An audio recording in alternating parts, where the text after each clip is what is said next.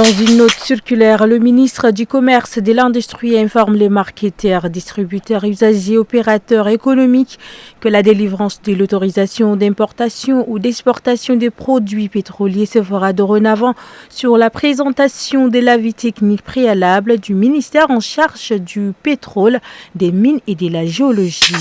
Ce 7 juin, des officiers subalternes des forces de défense et de sécurité du Tchad, le lieutenant Ali Sebikali et les sous-lieutenants Oumar Hissène Moussa ont été radiés pour faute grave par le ministère des Armées, des anciens combattants et des victimes des guerres.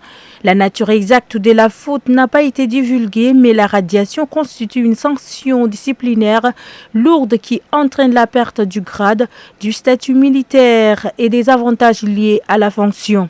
Les deux officiers ne pourront plus être réintégrés dans l'armée. Cette mesure s'inscrit dans le cadre des efforts des autorités militaires pour renforcer la discipline et la cohésion au sein des troupes.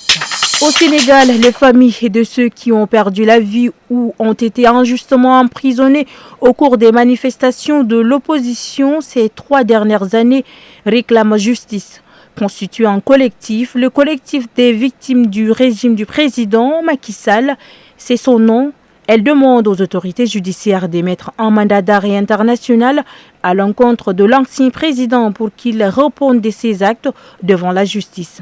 Elles sont 650, des personnes arrêtées de façon arbitraire, selon elle, et des proches des victimes qui ont perdu la vie au cours des manifestations depuis 2021 au Sénégal.